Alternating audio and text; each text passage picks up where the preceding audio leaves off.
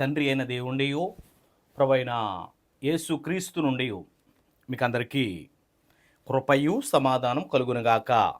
ఆమేన్. అందరూ కూడా బాగున్నారు కదండి. మీరందరూ కూడా బాగుండాలని ప్రభు పేట నేను ఎంతగానో ఆశిస్తా ఉన్నాను. ఈ దినాన్ని ఈ రీతిగా మరొకసారి ప్రభు యొక్క వాక్యాన్ని పట్టుకుని మీ దగ్గరకు మీ గురువు రావడానికి ప్రభువున చూపిన గొప్ప కృపను బట్టి ప్రభువుని ఎంతగానో స్తుతిస్తూ ఉన్నాను. మరి మీరందరూ కూడా మీ యొక్క పనులు ముగించుకుని ఈ యొక్క వాక్యం అనే ఈ యొక్క రొట్టె దగ్గర రావాల్సిందిగా ప్రేమపూర్వకవంటి ఆహ్వానం పలుకుతూ ఉన్నాను.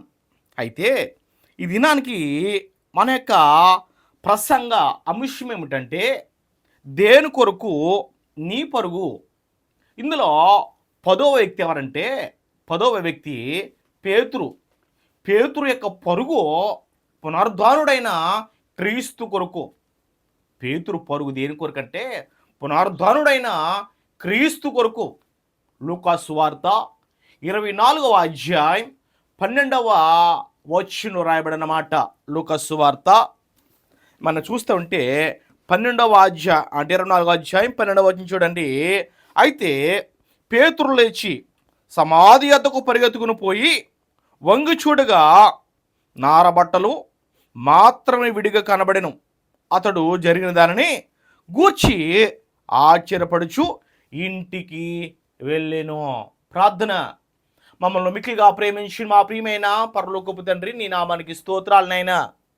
ఈ రాత్రిగా సమయంలో నీ యొక్క వాక్యాన్ని చెప్పడానికి అల్పుడును అయోగ్యుడును నేను నీ పక్షిగా నిలబడుతున్నానయ్యా.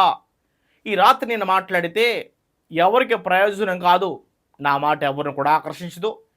కేవలం ఒక బోరుగా వాడుకుని నా నోటికి నోరాయండి, నాతోనూ మీ అందరితో కూడా మాట్లాడమని ఈ రాత్రి ఈ చిన్న పబల చేయమని యేసు నామమున అడుగుచున్నాను తండ్రి.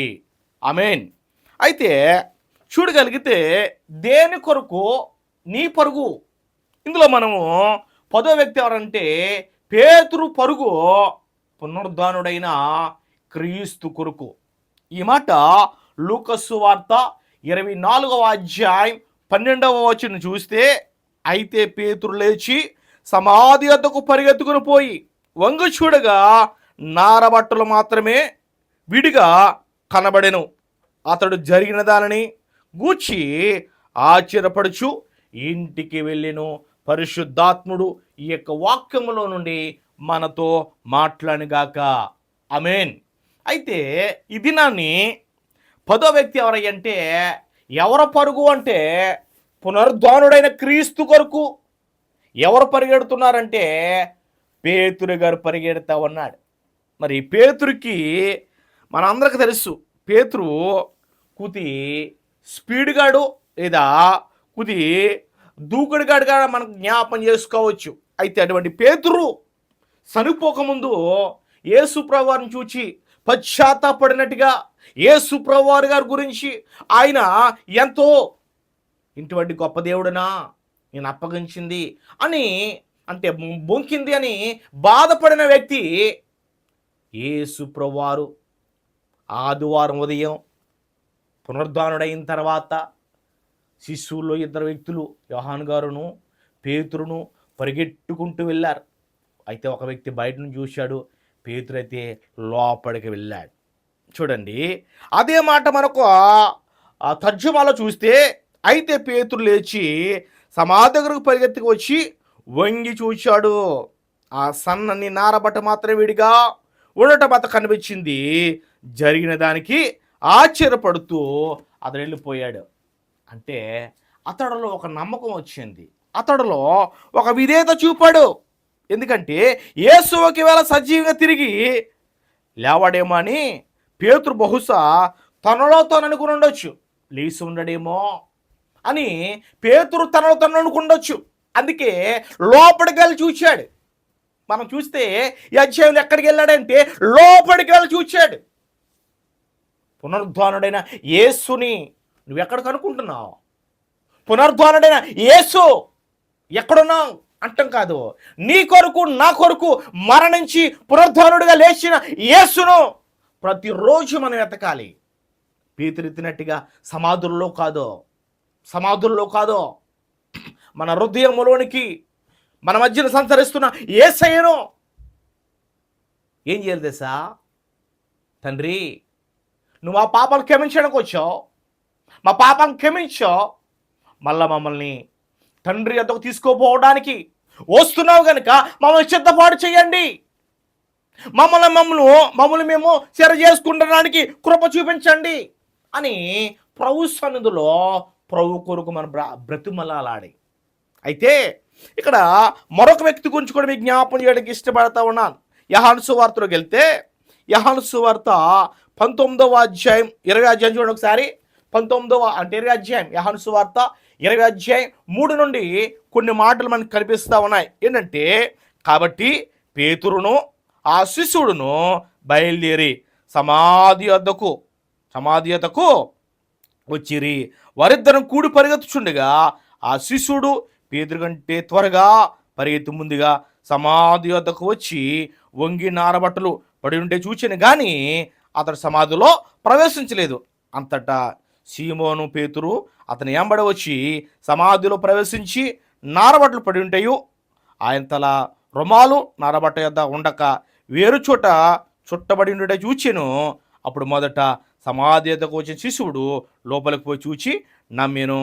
ఆయన మృతుల్లో నుండి లేచుట అగత్యము, లేఖనము వారికి ఇంకను గ్రహింపదైనది. చూడండి, ఇక్కడ ఒక విషయాన్ని మనం జ్ఞాపం చేసుకుందాం. ఏంటంటే, ఆదివారం ఉదయం ఇంకా చీకటి ఉండగానే మగ్దలేని మరియా ఇంకా పెందలకడ సమాధితో వచ్చింది. వారితో పాటు యోహాను గారు అలాగే పేతురు గారు కూడా వచ్చారు. వచ్చిన సంగతి చూశారు. అయితే పేతురు కంటే ముందుగా యోహాను గారు ఏం చేస్తారంటే సమాధి వద్దకు వెళ్ళాడు. సమాధి వద్దకు వెళ్ళి వంగి చూచాడు అని రాయబడుతుంది. వంగి చూచి బయటకు వచ్చేసాడు. అంటే యేసు ప్రభువు లేచిపోయాడు నాకు తెలుసు అని విశ్వాసంతో నమ్మాడు. పేతురు అయితే లేచాడో లేదో నేను దగ్గరికి వెళ్ళి చూడాలి, లేదా నేను సమాధిలోకి వెళ్ళి చూడాలని లోపలికి వెళ్ళి చూచాడు. ఆయనకున్న రుమాలు నారబట్టలు కూడా పక్కన విడివిడిగా కనిపించాయి. ఇదంతా కూడా మనం యెరూషలేములో చూస్తూ ఉంటాం. యెరూషలేము దేవాలయం దగ్గర మనం చూస్తూ ఉంటే అక్కడ కపాలనే స్థలంలోకి మనం వెళ్తున్నప్పుడు యూట్యూబ్లో చాలామంది చూస్తూ ఉన్నారు. అందులో మనం మా బాబును కూడా మేము పొరుండబెట్టి చూసాం. అంటే అంత గొప్ప అద్భుతమైన స్థలం అది. మరి పేతురు లోపలికి వెళ్ళి చూసిన తర్వాత అయ్యో నా దేవుడు పునరుద్ధానుడికి లేచాడు, నా దేవుడు పునరుద్ధానుడికి లేచాడు, ప్రభువానికి స్తోత్రం అంటూ మరి ఈరోజు ఈ మాటలు ఉంటున్న మన బ్రతుకుల్లో మన జీవితాల్లో మనం ఖచ్చితంగా యేసు ప్రభు కొరకు ఏమి సాధిస్తున్నావు, ఏమి ఎదుగుతున్నావు, ఎక్కడ ఎదుగుతున్నావు. కానీ పేతురైతే సమాధుల్లోకి వెళ్ళి సమాధుల లోపలికి వెళ్ళి యేసును పొరుండబెట్టిన స్థలంలోనికి వెళ్ళి యేసును పొరుండబెట్టిన ఆ స్థలంలో నుంచుని మాట్లాడుతూ ఉన్నాడు. నా ప్రియ సహోదరి సహోదరుడా, దేవుని సేవకుడిగా నిస్సందేశంగా తెలియపరుస్తూ ఉన్నాను. ఎందుకంటే పేతురు జీవితంలో పేతురు పరుగు దేని కొరకు అంటే నా కొరకు మన కొరకు పునరుద్ధానుడైన యేసును కలుసుకోవాలని. మరి ఆ యొక్క ఆతృత మనకుందా? అటువంటి ఆకాంక్ష మనకుందా? మందిరానికి రమ్మంటేనే పాస్టర్ గారు అడిగారా? ఎవరైనా నాకు ఫోన్ చేస్తారా? ఎవరు ఫోన్ చేయాలి? ప్రతి వారము జరుగుతున్న మందిరం, ప్రతి వారము దేవుణ్ణి ఆరాధిస్తున్న మందిరాలు. అది ఆదివారం కానీ, గల్ఫ్ దేశాల్లో కానీ, శుక్రవారం కానీ, శనివారం కానీ, ఎక్కడైనా సరే మందిరం జరిగే సమయం జరుగుతూ ఉంటుంది. మందిరంలో నువ్వు నేనున్నావా లేదా? వెళ్ళినా వెళ్ళకపోయిన మందిరం జరుగుతుంది. కానీ వెళ్ళి నువ్వు నేను పాలు పొందామా లేదనేదే ఖచ్చితంగా దాన్ని గుర్తు వేసుకో. ఎందుకు తెలుసా? దేవుని మందిరంలోనంట ఒక్క దినం గడుపుట 1000 దినముల కంటే శ్రేష్టం అన్నాడు. మరి నువ్వు ఎన్ని దినాలు గడుపుతున్నావు? అసలు వారానికి ఒక్కసారి 2 గంటలు దేవుని మందిరానికి రావడానికి అదేనా? ప్రారంభ ప్రార్థన అయిపోవాలి, పాటలు అయిపోవాలి. అప్పుడా? దేవుని వెతికే సమయంలో దేవుని వెతకాలి. ఎక్కడా? ఇంట్లోకి వచ్చి మన ఫేస్బుక్లోనో యూట్యూబ్లోనో దేవుని ఎతకడం కాదు. దేవుని సన్నిధిలో ఆదివారం పూట లేదా శుక్రవారం శనివారాలు దేవుని మందిరాలు ఏ సమయం జరిగితే ఆ సమయంలో దేవుని మందిరానికి వెళ్ళి దేవుణ్ణి ఆరాధించాలి. అంతేగాని డబ్బు కోసమో ఏదో పేర్ల కోసమో ఏయో దేవుని మందిరానికి రాకూడదు. నా ప్రియ సహోదరి సహోదరుడా, నేను ఎవరిని ఉద్దేశించి చెప్పట్లా, కేవలం ఒక్క వాక్యం మాత్రం చెప్తా ఉన్నాను. దేవుని మందిరానికి వెళ్తే మనకు ఆశీర్వాదం ఉంటుంది. దేవుని మందిరానికి వస్తే మనకు గొప్ప దీవెన ఉంటుంది. మరలా మనం జీవించగలిగితే, అలా మనం బ్రతకగలిగితే అది అంతేనా గొప్ప ఆశీర్వాదం అని, గొప్ప దీవెనని దేవుని యొక్క సావుకుడిగా నిస్సందేశంగా తెలియపరుస్తా ఉన్నాను. చూడండి 9వ వచనంలో, ఆయన మృతుల నుండి లేచుట అగత్యము, లేఖనము వారికి ఇంకనూ గ్రహింపదైందెను. అంతటి శిశువులు తిరిగి తమ తమ తమ తమ వారి యొద్దకు వెళ్ళిపోయిరి. అయితే సమాధి బయట నిలిచి ఏడ్చుచుండెను. ఆమె ఏడ్చే సమాధిలో వంగి చూడగా తెల్లని వస్త్రం ధరించిన 2 దేవదూతలు యేసు దేహం ఉంచబడే స్థలంలో తల వైపున ఒకడును కాలు వైపు ఒకడును కూర్చునుడు కనబడేను. చూడండి, అక్కడ మరియమ్మ అయితే ఎంతో దుఃఖంతో వ్యాధంతో నా యేసయ్య ఏమైపోయాడు, నా యేసయ్యకి ఏం జరిగింది అని లోపలికి వెళ్ళి ఏడుస్తూ ఏం చేస్తుంది తెలుసా, లోపలికి ఒంగు చూచింది.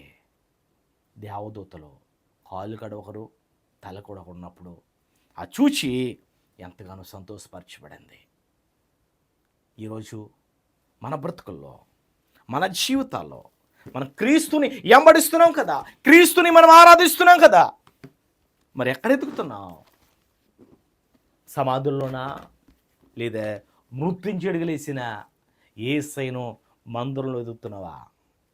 నా ప్రియ సహోదరి సహోదరుడా, దేవుని సేవకుడిగా నిస్సందేశంగా మీ అందరికీ వాక్యాన్ని ప్రకటిస్తూ ధైర్యంగా చెబుతా ఉన్నాను. యేసుతో నువ్వు నడవగలిగితే యేసయ్య నిన్ను ఎంతో గొప్ప అద్భుతమైన జీవితాన్ని నీకు ప్రసాదించడానికి ఇష్టపడతాడు. ఎందుకు తెలుసా, నా దేవుడు గొప్ప దేవుడు, ఎవరికి లేని భాగ్యము కృపా భూమి మీద మనలాంటి అయోగ్యులకు యోగ్యమైన రీతిగా గ్రహించిన గొప్ప దేవుడండి.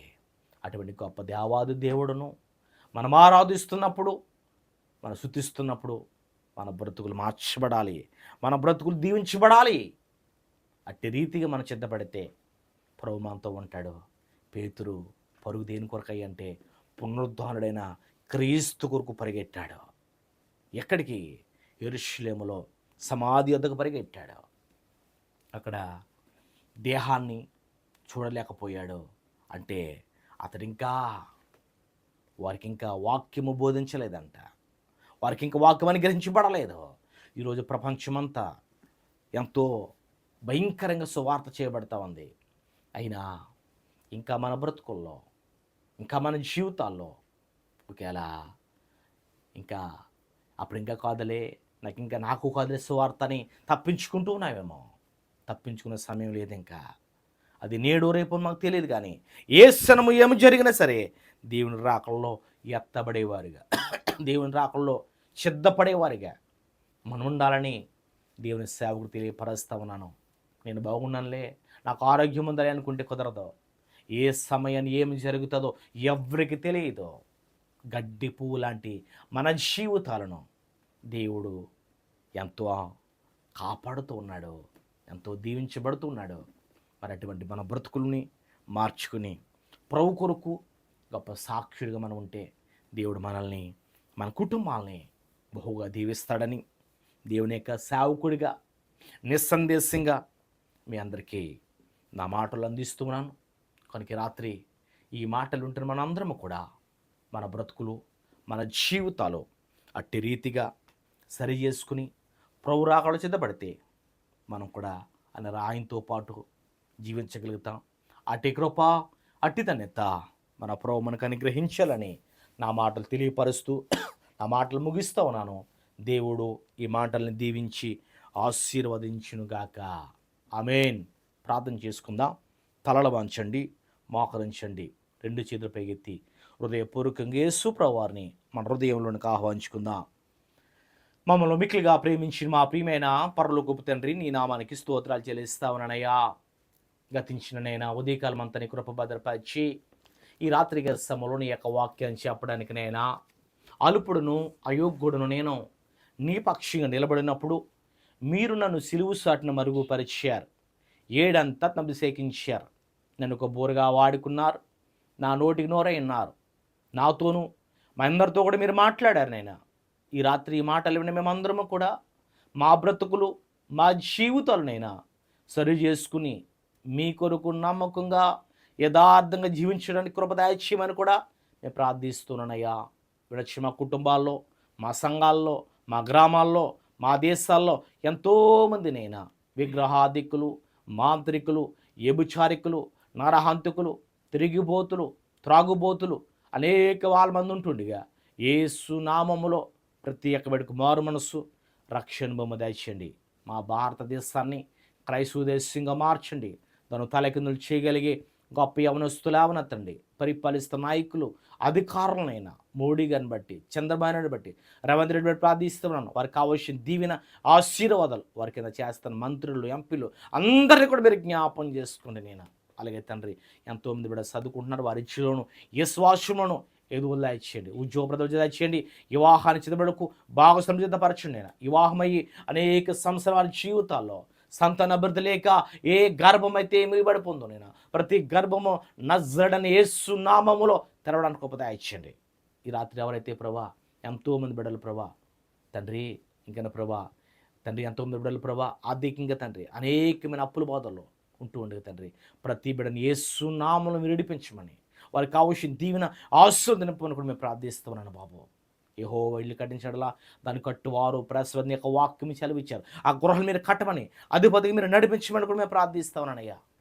మరి ముఖ్యంగా దేశాల్లో వీసాలు లేక, పనులు లేక, అక్కమ్మ లేక, పాస్పోర్ట్ లేక, లైసెన్స్ ఇప్పుడు అనేక ఉంటుండగా వారు అక్కడ తెచ్చిండి వారితో మీరు మాట్లాడమని ఈరోజు ఎవరైతే ప్రభా ఈ వాహన బట్టి భారతీయుల బిడ్డలు ప్రార్థిస్తున్నాను. గత సంవత్సరం నుండి ఈ సంవత్సరము అనేకమైన దీవెన ఆశీర్వాదం ప్రతి బిడ్డకు అనుగ్రహించండి. ఈ రాత్రి ఎవరైతే ప్రభా ఆప్తం కోల్పోయి దుఃఖంలో వేదం ఉన్నారు, వాళ్ళ కుటుంబాలకు ఆదరణ ఇచ్చండి.